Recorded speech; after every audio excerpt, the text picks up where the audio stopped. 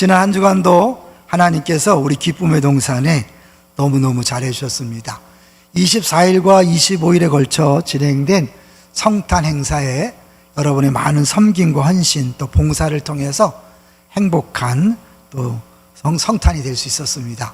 수고하신 모든 분들에게 감사를 드립니다. 이제 아이들에게 성탄절에 큰 기쁨이었다면 성탄 직전에 우리 어르신들에게 70세 이상 되신 분들은 아주 고급 목도리와 스카프를 받으셨을 거예요.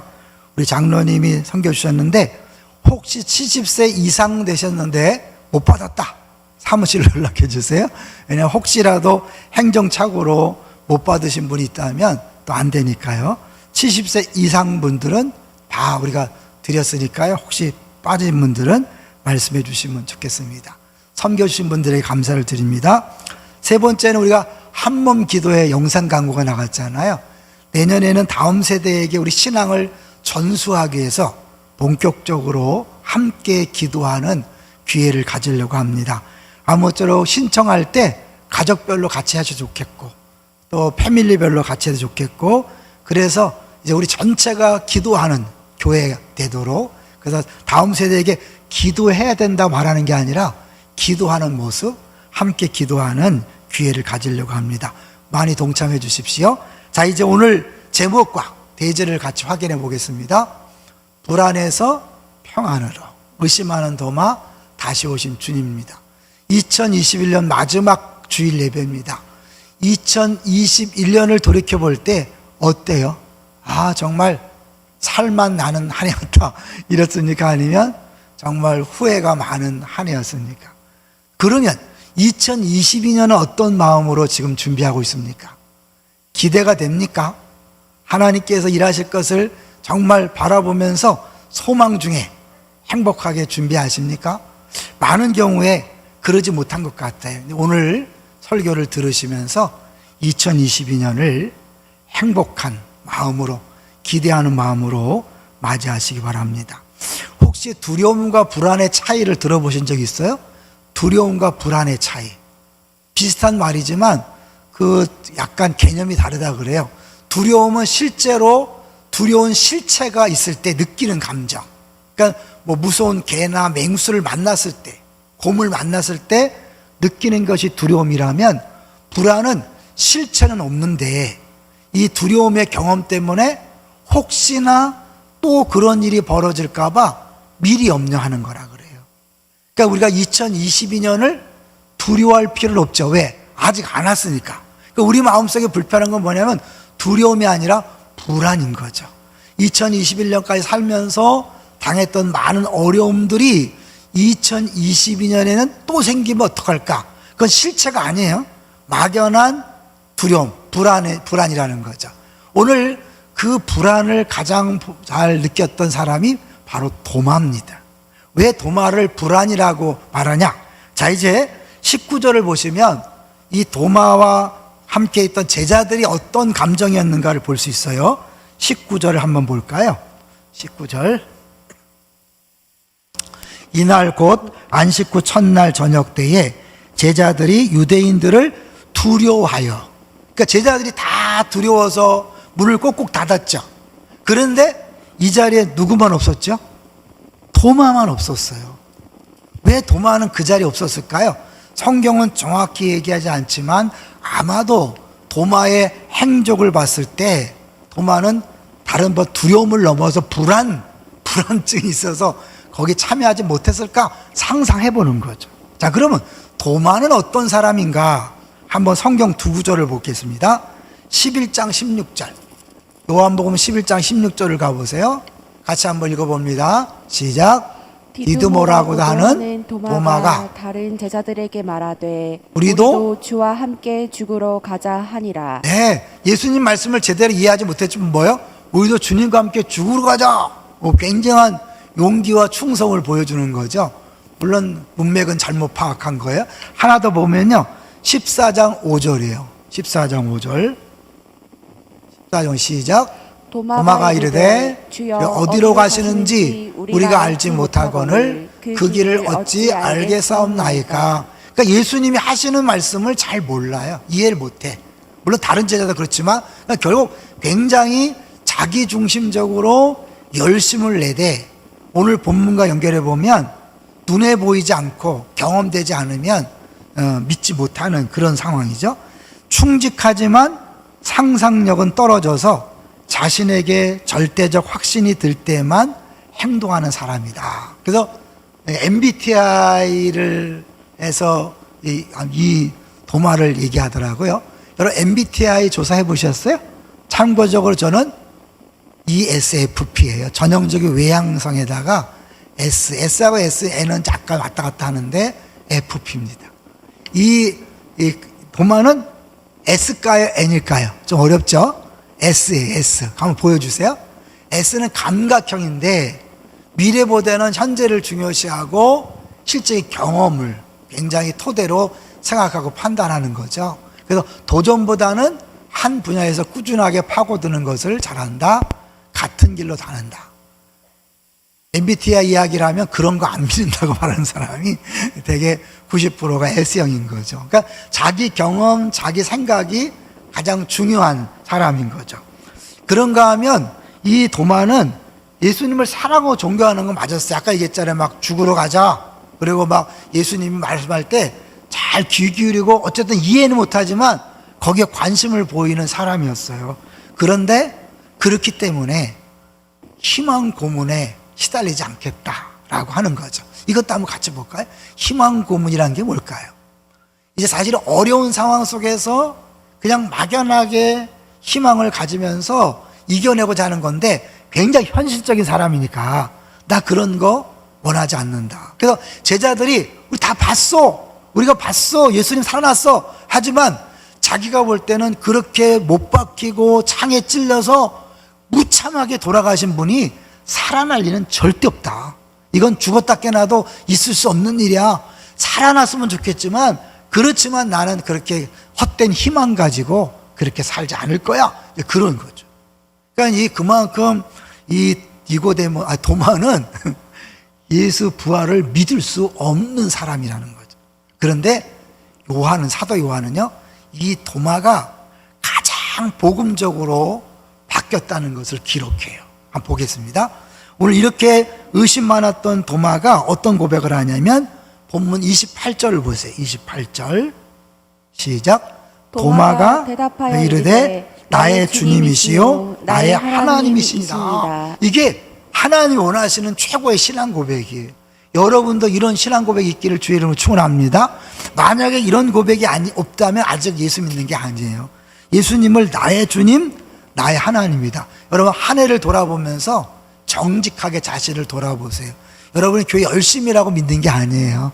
이런 고백을 하는 사람이 진짜 예수 믿는 거죠. 전혀 예수의 부활을 믿을 수 없었던 사람이 어떻게 이런 고백을 하는가. 그래서 이거를 복음서의 절정이래요. 클라이맥스. 사도 요한이 의도적으로 이 도마를 등장시켜서 이 복음의 절정, 핵심이 뭔가를 딱 마지막에 보여주는 거죠. 그리고 어떻게 이게 끝나고 나면 30절 31절 잘하는 것처럼 요한복음을 기록한 목적이 나오는 거죠. 그러니까 요거 사도 요한이 복음서를 기록한 목적은 예수님이 이런 분이라는 고백을 하게 만들기 위해서 기록했다는 거예요. 근데 혹시 들어보셨어요? 요한복음을 가만히 자세히 연구하신 분들의 이야기를 들어보면 이 요한복음 전체의 내용이 단 21일간의 행적에 불과하다는 거예요. 3년 공생애를 하셨지만 사도 요한이 쓴 기록을 보면 단 21일. 물론 이제 첫 번째 가나 혼인잔치의 표적국 보면 3년이란 텀이 있지만 그 날짜를 계산해 보면 한 21일간의 행적을 기록했다는 거예요. 그러니까 얼마큼 사도 요한이 철저하게 꼭 필요한 부분만 골라서 기록했는가를 보여주는 대목이죠. 근데 그 중에서도 그렇게 압축하고 꼭 필요한 것만 있는데 도마를 등장시켜서 이 마지막에 클라이맥스를 했다는, 작성하게 했다는 것은 특별한 의미가 있는 거죠. 여기서 두 가지 질문을 던져보고 시작해야 돼요. 두 가지 질문. 이 도마 사건을 보면서 첫 번째, 왜 도마가 특별히 주인공으로 발탁되었을까? 두 번째는 예수님은 왜 도마에게 이중 속박이라는 그런 개념의 메시지를 전했을까? 그러니까 이중 속박은 좀 어려운데요. 더블 바인딩이라 그래서 말과 행동이 따른 거. 예를 들면 엄마가 애한테 야, 성적이 상관없이 건강하게만 잘 자라줘. 이렇게 말을 했어. 성적표가 온 다음에 야, 이것밖에 못했냐? 이거 애들 헷갈리는 거예요. 엄마가 공부를 잘하라는 건가 말라는 건가. 이제 그런 게 이제 이중 속박이라는 기법인데 예수님이 뭐라고 얘기하냐면 야, 보지 않고 믿는 자가 복된 거야. 증거를 대리대하지 말고 말씀을 듣고 그냥 믿어. 이게 하나의 메시지거든요. 근데 또 뭐예요? 아, 네 손으로 만져봐. 손가락 집어넣어봐. 그러니까 어떤 게 진짜라는 거예요? 안 보고 믿는 게 복되다고 말씀하신 분이 또 뭐예요? 만져봐. 이게 이상하지만 이상한 것에 비밀이 있는 거예요. 왜 주님은 그렇게 이상한 방식으로 도마를 만나줬나? 여기에 이제 큰 비밀이 있는 거죠. 그래서 이제 우리 이 도마가 이렇게 완전히 변화된 것, 그것은 이제 우리 모두에게 소망을 주는 거예요. 왜냐하면 누구나 이렇게 가장 극심한 의심 많은 사람에서 가장 멋진 신앙 고백을 하는 사람으로 바뀔 수 있으니까. 근데 그것이 뭐예요? 한순간에 바뀌었다는 거죠. 자, 그래서 한번 그걸 보여주세요. 이 도마는 제자들 가운데서 가장 깊은 의심에서 복음서를 통틀어 가장 고귀한 신앙 고백으로 옮겨줬어요. 그러니까 우리 남편을 보면서, 가족을 보면서 우리 남편은 도저히 예수 믿을 가능성이 없어. 걱정하지 마세요. 저 인간은 도저히 교회 나올 것 같지 않아. 걱정하지 마세요. 주님이 역사하시면 최고의 믿음 좋은 사람으로 바뀔 수도 있습니다. 할렐루야. 그러니까 올 한 해 열심히 전도하려고 애를 썼는데 열매가 없다고 걱정하지 마세요. 주님은 이 도마를 변화시키는 모습을 통해 우리에게 복음의 능력, 복음의 본질이 무엇인지 보는 거예요. 우린 다분히 내가 열심히 기도하고 열심히 성경 읽고 신앙생활을 잘해야 구원받고 잘해야 복받는다는, 이게 일반 종교예요. 모든 종교와 철학은 뭐예요? 네가 열심히 살아야 된다, 열심히 해야 된다, 이거예요. 아직도 교회 와서 내가 막 열심히 하려고 하는 사람들 조심하셔야 돼요. 그건 복음이 아니에요. 복음은 뭐야? 주님이 다 했다, 주님이 너를 위해서 다 했다, 너는 믿기만 해라. 그게 복음인 거예요. 그렇기 때문에 우리가 열심히 도마가 막 수십 년 동안 열심히 주를 믿었기 때문에 이런 고백을 하는 게 아니라 주님이 한순간 만나줬을 때 이런 고백했다는 건 뭐냐면 공로나 훈련이나 자격이 아니라 은혜라는 걸 보여주는 거죠. 할렐루야. 그러니까 우리 누구도 절망할 수 없어요. 누구도 좌절할 수 없어요. 다 희망 속에 살아갈 수 있는 거죠. 자, 그래서 먼저 의심하는 도마에 대해서 볼 때 이 도마가 나중하게 어떤 사람이 됐는가, 이제 순교자가 됐다는 얘기를 한번 보여줄 거예요. 이 도마가 이때 변화되어서요. 도마 보여주세요. 그래서 그 뒤에 보면 후에 바벨론과 페르시아에 교회를 설립하고 인도에서 가난한 이들을 도우며 살다가 창에 찔려 순교했다는 거죠. 그렇게 의심 많은 도마를 저런 사람으로 바꿔놓은 예수님. 여기에서 이제 특별히 예수님이 그렇게 도마를 찾아와서 우리가 말하는 이중 구속 메시지 같은 걸 주는 이유가 있는 거예요. 자, 24절을 보세요. 사도 요한이 성경을 쓰면서 도마를 뭐라고 표현하는가? 여기 힌트가 있어요. 자, 24절 볼까요? 시작. 12 제자 중에 하나로서 디두모라 불리는 도마는 예수께서 오셨을 때에 함께 있지 아니한지라. 네, 뭐라고 표현해요? 그냥 도마라고 말하지 않고 뭐라 그러죠? 12 제자 중에 하나로서. 이게 왜 이렇게 중요하죠? 도마는 단순히 믿는 사람이 아니라 사도로 부름받은 사람이기 때문에 사도로 쓰임받기 위해서는 반드시 예수님의 부활을 눈으로 목격해야 돼요. 그러니까 예수님이 도마를 위해 나타난 것은 그의 믿음을 위해서 나타난 게 아니라 그를 사도로 쓰시기 위해서 반드시 필요한 조건인 부활을 목격하게 해야 된 거예요. 그래서 우리가 볼 땐 이중적인 이상을 헷갈리는 메시지를 주는 것처럼 보이지만 예수님께서 그 도마를 확실히 사도로 세우기 위해서 한 거예요. 그래서 사도의 조건을 한번 볼까요? 사도의 조건을 보면 가룟 유다가 죽은 다음에 그 12명 중에 한 명 빠진 자리를 대신하기 위해서 자격 기준이 나오죠. 자, 이러함으로 한번 같이 읽어보세요. 시작. 이러함으로 요한의 세례로부터 세례로부터 우리 가운데 올려가신 날까지 주 예수께서 우리 가운데 출입하실 때에 항상 우리와 함께 다니던 사람 중에 하나를 세워 우리로 더불어 예수의 부활하심을 증거할 사람이 되게 하여야 하리라 하거늘.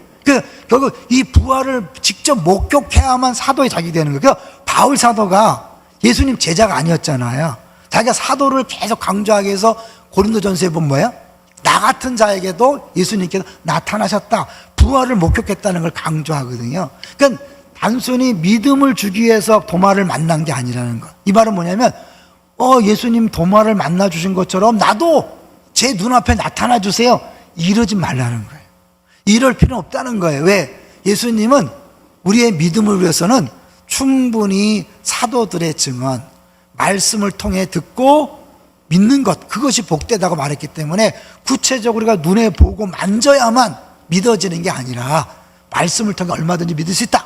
그 도마도 분명히 주변에 그 제자들이 봤다고 했기 때문에 믿어야 되는데 안 믿은 거죠. 그러니까 예수님 오셔서 어떻게 사실 책망했어요. 자, 볼까요? 29절 보세요. 이 말투가 사실은 뭐 인정하는 게 아니에요. 네가 안 봤으니까 못 믿는 것도 당연히 그러지 않았어요. 29절 같이 읽어볼게요. 시작. 예수께서 이르시되 너는 나를 본고로 믿느냐? 보지 못하고 믿는 자들은 복되도다 하시니라. 그러니까 믿지 않고 안 보고 믿는 것이 낫다는 거죠. 그러면서 27절에 보면요, 믿는 자가 되지 말고 믿는 자가 되라. 이거 한글말은 좀 약한데요, 영어 성경 보면 스탑 다우팅, 그러니까 의심하는 거 멈춰, 더 이상 의심하지 마라 라고 하는 거죠. 그렇게 어떻게 보면 야단치듯이 하시면서 동시에 만져봐. 이게 이상한 거예요. 왜 그냥 안 보고 믿으라고 그러더니 갑자기 만지라고 하느냐? 저는 얘기했지만 사도로 쓰임받기 위해서 보여주는데 그걸 근거로 우리가 그 보는 걸 강조하지 말라고 하신 것이고, 동시에 그럼 왜 만져보라 그랬는가? 근데 실제로 만졌을까 안 만졌을까요? 모든 주석학자 학자들이 할 때 안 만졌다고 그래요. 왜냐하면 예수님께서 말씀하신 그 즉시 바로 도마는 어떻게 해요? 무릎 꿇고 고백하잖아요. 자, 28절 보세요. 야, 만져봐, 손 넣어봐. 28절 바로 시작. 도마가 대답하여 이르되 나의 주님이시요 나의 하나님이시니이다. 어떻게 바로 고백했을까요? 이거는 뭐냐면 이 도마가 예수님 말씀을 들으면서 놀라운 걸 깨달은 거죠. 한번 보여주겠어요? 예수님이 도마에게 이렇게 말씀하신 셈이다. 도마는 한번 내 손을 넣어서 만져봐 그랬을 때 예수님께서 이렇게 말씀하셨다고 믿은 거죠. 한번 읽어주세요. 내 모든 의심과 두려움과 못 지킨 약속과 결함을 내가 안다. 내 속이 바닥까지 다 보이지만 나는 여전히 너를 사랑하며 여전히 이렇게 내 편이다. 도마는 예수님의 은혜 앞에 겸허해졌고, 그러자 갑자기 상처가 새로운 의미로 다가온 거죠. 원래는 상처를 자기가 만져봐야 되는 건 뭐예요? 이렇게 엄청난 상처를 입고 죽었는데 다시 살아난다는 건 불가능해. 그러니까 만져보지 않으면 도저히 믿을 수 없어. 그러니까 그 상처는 자기가 믿기 위한 어쩌면 증거로 생각했는데 그 상처가 실체 그대로 예수님 사랑의 증거로 보인 거죠. 굳이 자에게 나타나서 그걸 만져보라고 할 때 자기를 위한 십자가 사랑이 느껴진 거죠. 정말 그럴까? 여러분 이제 생각해 보세요. 예수님이 이 말씀을 하셨는데 이 말은 뭐예요? 내 손가락을 내 손에 넣어보고 믿는 자가 되라. 이건 뭐예요? 도마가 제자들이 야 우리 예수님 봤어 살아났어 할 때 뭐예요? 뭐라고 얘기했어요? 나 못 믿어. 내가 직접 손을 대지 않고는 못 믿어. 그거 잘 한번 볼까요? 이게 중요해요. 25절 이거 말할 때 예수님이 그 자리에 없었거든요. 자, 25절 한번 보세요. 25절 시작. 다른 제자들이 그에게 이르되 우리가 주를 보았노라 하니 도마가 그 다음에 내가 그의 손에 못자국을 보며 내 손가락을 그 못자국에 넣으며 내 손을 그 옆구리에 넣어보지 않고는 믿지 아니하겠노라 하니라. 이때 예수님 계셨어요, 안 계셨어요? 없었어요. 그런데 그 도마의 말을 다 들으신 것처럼, 야, 너 그렇게 말했지? 만져봐. 그럼 어떻게 예수님 그걸 알았을까요? 아, 제자 중에 한 명이 달려가서 꼰질렀나? 그건 아니잖아요. 우리처럼 뭐 카톡을 보냈거나 전화를 한 게 아니잖아요. 이 말은 뭐예요? 예수님이 안 보이셨지만 그 자리에 함께 계시면서 도마의 모든 것들을 보고 듣고 느끼신 거죠. 왜? 부활하신 예수님은 이제 시공간을 초월하신 분이니까요. 그래서 이거를 레온 모리스라는 사람이 이렇게 한번 정리를 했어요. 다른 무엇보다도 예수님 말씀이 그에게 확신을 주었을 수 있다. 그분의 말씀으로 보아 그분이 도마의 요구사항을 훤히 알고 계셨기 때문이다. 그분이 보이지 않게 지금 그 도마와 쭉 함께 계시지 않고서야 어떻게 그 사실을 아실 수 있겠는가. 깜짝 놀라면서 순간적인 깨달음이 온 거죠. 아, 주님이 안 보이시면 함께 했구나. 그 다음 거 보여주세요. 결국 이거는 뭘 얘기하냐면 도마가 이런 것들을 원한다는 것을 어떻게 하셨는가. 제자 중에 한 명이 알려준 게 아니잖아요. 예수님은 파란 글씨 보이지 않게 도마의 바로 곁에 늘 동행하셨기 때문에 모든 것을 하셨다. 그분은 친구들의 말을 믿지 않겠다던 도마의 말을 들으셨다. 그의 마음속에는 냉소와 두려움도 보셨다. 그런데도 그에게 오셔서 요구사항을 들어주셨다. 어쩌면 우리 같으면 괘씸해서라도 그냥 놔둘 텐데 오셔서 네가 한번 만져봐, 손 넣어봐. 그 도마를 위해서 일단은 사도로 쓰기 위해서인 것도 있지만 그냥 그 보여주기만 하면 되잖아요. 그죠? 야, 봤지? 이제 믿어? 이래 되는데 굳이 손 넣어봐, 손 넣어봐. 이건 뭐예요? 그 도마의 깊은 그런 마음을 만져주는 거죠. 여기서 이제 우리가 예수를 믿는다는 게 뭔지를 보여주는데요. 부활하신 예수를 믿는다는 건 그분이 보이지 않지만 지금 우리의 모든 마음을 아신다는 거예요. 우리의 생각을 아시고 우리 언어를 다 듣고 계신다는 거예요. 여러분 집에서 부부끼리 나누는 대화 주님이 다 보고 계시고 듣고 계신다는 거예요. 이 말을 들을 때 찔리는 사람도 있지만 아, 그래요? 주님이 다 알고 있다고요? 위로받는 분도 있을 거예요. 지난 한 해 동안 남모르게 최선을 다해 기도하고 애썼는데 아무런 결과물이 없을 때 스스로 좌절하고 절망할 때 주님이 그것도 다 알고 있다. 위로죠, 위로. 내가 연약해서 믿지 못함도 아시고 내가 부족해서 불평하고 원망한 것도 다 아시는데 그걸 참고 인내하시면서 결정 순간에 찾아오셔서 우리에게 우리의 모든 필요를 채워주려고 하는 걸 보여주는 거예요. 제가 말씀을 준비하다가요, 예전에 생세강 때 지금 이제 부산에서 목회하고 있는 목사님이 부목사 때 그 강사로 이제 간증한 내용이 갑자기 생각이 났어요.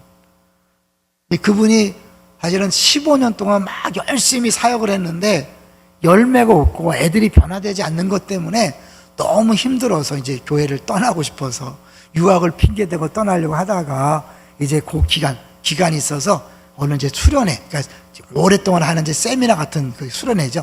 거길 갔는데 굉장히 은혜를 받았대요. 근데 마지막에 최고의 강사가 오십니다. 그래갖고 기대를 잔뜩 했대요. 모든 사람이 기대를 다 했대요. 근데 이 강사가 와갖고는 너무 평범하게 그냥 교장 선생님이 훈시하는 것처럼 교과서적인 얘기만 하니까 이들 뭔가 특별한 걸 기대했다가 너무 실망을 해갖고 그냥 5일이 그냥 지나갔다는 거예요. 이제 마지막 날, 이제 그 다 끝나는 날인데 이제 그분의 특징을 강의를 하면서 일주일 내내 그 찾아온 사람들의 사진을 보면서 기도를 한대요. 기도하면서 주의 음성을 듣고 하나님이 그 사람에 대한 마음을 이렇게 알아서 한다는 거예요. 뭐 그런 게 어딨냐 이렇게 생각하지 마세요. 어쨌든 그렇게 하니까. 근데 그래서 마지막 날 되어서 한 명씩 자기가 일주일 동안 기도하면서 하나님께 들은 음성을 전달해 주는데 그 한마디 딱 듣는 순간 사람들이 막 오열을 하는 거예요. 자기 마음을 너무 정확하게 아니까. 내가 이 시점에서 왜 이렇게 감동되는지 몰라요. 그러는 거예요. 근데 이 목사님 차례가 됐는데 목사님은 아버지의 마음을 가졌다고 하십니다. 그 말을 듣는데 눈물이 쏟아지면서 그냥 그동안 쌓였던 스트레스, 사람들이 몰라주고 자기가 생각해도 실패한 것처럼 보이는 그 사역에 모든 것이 눈독이 쏟아지는, 녹아지는 그런 경험을 했다는 거예요. 이제 그러면서 이제 그분이 얘기를 하는데 그래요. 모든 분들이 동일하게 느끼는 게 뭐냐면 나에 대해서 하나님은 어떤 생각을 갖고 있는가. 이게 모든 성도들, 모든 사역자들이 갖고 있는 궁금증이고 이제 그것이 풀려지면 해소가 된다는 거죠. 여러분은 내가 이렇게 열심히 하고 이렇게 수고하고 이렇게 아픈데 주님이 과연 아실까? 내가 힘들어하는 걸 아실까? 내 고통을 아실까? 아신다는 거예요. 우리가 꼭 그런 수련회 가서야만 듣는 게 아니라 하나님은 설교 중에, 찬양 중에, 기도 중에, 대화 중에 어느 순간에 내가 안다, 널 알아. 그렇기 때문에 사실은 주일날 이런 설교가 나가는 것이고 찬양이 같이 찬양하는 것이고 기도 중에 들려진 음성이 있는 거예요. 이제 그걸 통해 주님께서 하시는 건 뭐냐면 내가 너를 안다는 거죠. 예수님이 도마에게 만져봐, 손 넣어봐. 네 의심과 그 불신과 불안을 내가 다 알아. 그걸 내가 해소해 주러 왔어. 그렇기 때문에 그 사랑으로 느껴지면서 꼬꾸라진 거죠. 오래 연구를 통해 아는 게 아닙니다. 근데 이게 예수님께서 며칠 만에 오신 거예요. 여기 보니까 8회를 지나서 이제 학자들은 또 다른 주일날 왔다고 이렇게 얘기를 해요. 첫 번 오셨을 때가 주일날 아침이었다면 이제 유대 날짜 계산은 저녁부터 시작해서 또 저녁이니까 8회지만 일주일 만에 또 다른 주일날 안식 후 첫날 왔을 거라고 그렇게 얘기를 하는데요. 그러니까 한 주 동안 도마는 뭐예요? 혼자서 안 믿었기 때문에 두려워하고 불안에 떨었던 거죠. 예수님께서 왜 바로 다음날 오지 않았을까요? 주님이 주일날 예배 시간에 찾아왔다고 보면 되겠죠? 어쨌든 이렇게 일주일 동안 그렇게 불안했던 도마가 일주일 후에 예수님이 직접 오셔서 그를 만나주심으로 그 불안이 뭐로 바뀐 거예요? 완전한 평안으로 바뀐 거죠. 한 해를 돌이켜보면서 여러분 사실은 아까도 얘기했지만 지난 한 해 동안 한 게 별로 없고 눈에 보이는 결과물이 없어서 낙심하고 좌절하고 그렇기 때문에 2022년이 기대가 되는 게 아니라 차라리 안 왔으면 좋겠다라고 하는 분도 있을지 몰라요. 어떤 목사님이 아주 멋지게 이렇게 정리하더라고요. 믿음은 결과에 있는 것이 아니라 과정 속에 있다. 우리는 한 해를 마감하면서 뭔가 눈에 보이는 결과물을 기대하지만 이 모든 것들은 끝이 아니라 하나의 과정이고 그 과정이 한 마무리되고 다시 매듭을 짓고 또 시작하는 거죠. 그래서 무언가 우리가 설정한 목전의 결과에만 집착하지 말라는 거예요. 그리스도인의 마무리는 결과에 대한 결산이 아니라 과정에 대한 마무리다. 사도 바울이요 마지막에 뭐라고 고백합니까? 선한 싸움은 다 싸우고 달려갈 길 마치고 믿음을 지켰다. 근데 그때 그 상황은 어떤 상황이에요? 로마 지하의 그 침침한 감옥에서 죽는 날을 기다리는 결론이 뭐예요? 그냥 사형이에요. 죽음이. 그게 뭡니까? 그 일생 동안 선한 싸움을 싸우고 달려갈 길을 마치고 선한 믿음을 지켰는데 결과가 뭐예요? 그게 끝이라면 바울만큼 불쌍한 인생이 어디 있습니까? 근데 바울은 뭐라고 해요? 의의 면류관이 기다리고 있다. 그러니까 결국 이 세상이 전부가 아닌 거죠. 그러면 결국 올해가 전부가 아니기 때문에 우리는 한 과정을 마무리하고 또 새해를 기대하는데 주님이 어떻게 일하실지 모르잖아요. 기대감으로 시작할 수 있는 거죠. 니글의 이파리라는 소설, 우리가 일과 영성을 같이 책을 보면서 봤잖아요. 그 니글의 이파리는 사실은 그 톨킨 알죠? 반지의 제왕을 쓴 그 톨킨이라는 사람이 자기 인생을 빗대어서 쓴 거라 그래요. 근데 거기 보면 한 화가가 멋진 나무를 그려보고 싶었죠. 그죠? 그랬는데 너무 막 그 이파리 하나하나에 집중하다가 결국 그림도 완성 못하고 이파리 하나 그리고 끝났어요. 죽었어. 그 이유는 너무 세밀한 부분에 집중하다가 못 그린 거지. 또 하나는 너무 착해서 사람들이 부탁을 하면 거절을 못 하는 거예요. 그러니까 마지막까지 부탁을 들어주다가 결국은 막 죽게 되니까 나 아직 완성하지 못했다고 막 울부짖으면서 죽는 장면이 나와요. 근데 천국을 갔더니 자기가 그리고 싶었던 나무가 딱 있는 거예요. 그걸 보는 순간 저건 선물이다. 뭘 얘기하는 걸까요? 현실에 아무것도 이룬 것이 없는 것처럼 보여서 좌절하고 절망하는 우리들에게 아니다. 이게 전부가 아니라 진짜는 거기에 있고 우리는 지금 그 과정 중에 있다는 것을 보여주는 거예요. 여러분이 꿈만 꾸고 소망만 가지고 시작한 그 자체가 의미가 있고 그 결론은 천국에 있다는 것을 보여주면서 어떠한 상황과 조건에서도 좌절하거나 절망하지 말라, 그렇게 얘기하는 거죠. 한 해를 보내면서요, 우리의 이런 내가 해놓은 거 어떤 걸 너무 바라보면서 좌절 절망하지 마세요. 미래에 대한 기대감으로 시작하세요. 부활이란 뭡니까? 부활이란, 엄밀히 말하면 이 부활은 결국 우리의 가장 무서운 적인, 우리를 두렵게 만들고 불안하게 했던 사망 권세를 주님이 완벽하게 끝장냈다는 거예요. 그러면 우리는 두려워할 게 없어요. 불안할 게 없고 염려할 게 없는 거예요. 두려워 말라, 두려워 말라. 주님은 계속해서 365년 얘기했다 그러잖아요. 그러니까 결국 예수 믿는 사람 앞에는 매일매일 두려워할 만한 일이 생기는 거예요. 그 실체예요. 그때마다 두려워하지 말고 주님이 함께 한다는 사실을 기억하면서 물 가운데로 지날 때 주님이 함께 하시고 불 가운데 지날 때 함께 하심으로 사라지지 못한다는 사실을 기억하면서 뚜벅뚜벅 물속으로 들어가는 거예요. 불속으로 들어가는 거예요. 걱정하지 마세요. 부활이잖아요. 죽음이 끝이 아니라 부활이기 때문에 두려워하지 말고 가는 거예요. 동시에 또 뭐예요?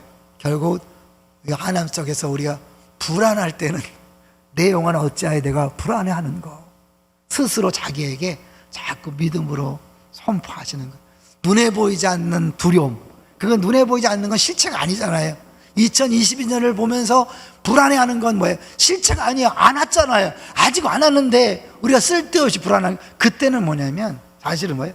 내가 스스로 선포하는 거죠. 불안할 거 없어. 주님이 나와 함께 하셔. 근데 그 주님은 부활하신 주님, 단순히 부활의 능력을 보여주는 분이 아니라 나를 위해 상처를 입으시고 나를 위해 죽으시고 나를 위해 부활하셨고 나와 함께 하셔. 할렐루야. 그랬을 때 뭐예요? 도마처럼 나의 주님, 나의 하나님이 되는 거예요. 부활의 능력을 믿습니다. 그러나 돈이 없어서 힘들어요. 이건 부활을 안 믿는 거예요. 부활의 주님을 믿습니다. 근데 병 때문에 너무 힘들어요. 네, 힘들 수 있지만 그게 두려움이나 불안까지 가면 안 되고 그냥 오늘 아프면 아픈 대로, 오늘 가난하면 불편한 대로 살아가면서 어떻게, 이것도 하나의 과정이고 이것 뒤에 어떤 일이 있을지 모른다라는 사실을 기억하면서 뚜벅뚜벅 걸어가는 거죠. 한 해 동안 너무너무 잘 오셨습니다. 잘 버티고 잘 견디셨습니다. 여러분은 다 승리한 겁니다. 제가 2부 때는 잊어버렸는데요, 그런 의미에서 우리 서로서에게 박수 한번 쳐줬으면 좋겠어요. 박수 한번 하세요. 옆 사람 슬쩍 보면서요. 여러분 다 성공한 인생이에요. 왜냐하면 주님 믿고 여기까지 버티고 왔잖아요. 견디왔잖아요. 뭔가 눈에 보이는 결과물이 중요한 게 아니에요. 주님이 어느 순간에 바꿔놓을 수 있어요. 오늘 또 다른 역전을 이야기하고 마칠 거예요. 사실은 그 자리에 왜 도마가 없었을까? 도마는 없었기 때문에 일주일 동안을, 다른 제자들은 평안을 누렸지만 일주일 동안 두려움 속에, 불안 속에 살았어요. 불쌍한 거죠. 그런데 일주일 뒤에 주님이 그 도마만을 위해서 찾아오셔서 그를 변화시킴으로 최고의 절정의 고백을 하게 하셨어요. 나중된 자가 먼저 된다고 말씀한 것처럼 지금 우리 자녀가, 우리 집이, 사업장이 남들보다 더 좀 뒤처진 것처럼 보이고 안 되는 것처럼 보이고 좀 손해보는 것처럼 보여도 두려워하지 마세요. 도마의 역전. 지난주에는 우리 나사로가 부활했지만 오늘은 도마가 일주일 동안 남들이 겪지 않는 불안과 두려움 속에 살았지만 그 일주일 뒤에 누구보다도 위대한 신앙 고백을 함으로 복음서의 절정을 장식했던 것처럼 여러분이 지금은 뒤처진 것 보이고 우리 아이가 우리 가정이 사업장이 안 되는 것처럼 보여도 주님은 얼마든지 한순간에 바꿔 놓을 수 있습니다. 할렐루야. 이게 우리의 소망이고 기대감이잖아요. 이거는 희망 고문이 아니에요. 확실한 나를 위해 죽으시고 부활하신 그 주님이 나와 함께 하셔서 분명한 계획과 놀라운 계획 속에서 우리를 인도하기 때문에 너무 확실한 이야기입니다. 오늘 다시 한번 이 말씀을 기억하시면서 한 해를 잘 마무리하고 새해를 기대감으로 맞이하시기를 주의 이름으로 축원합니다.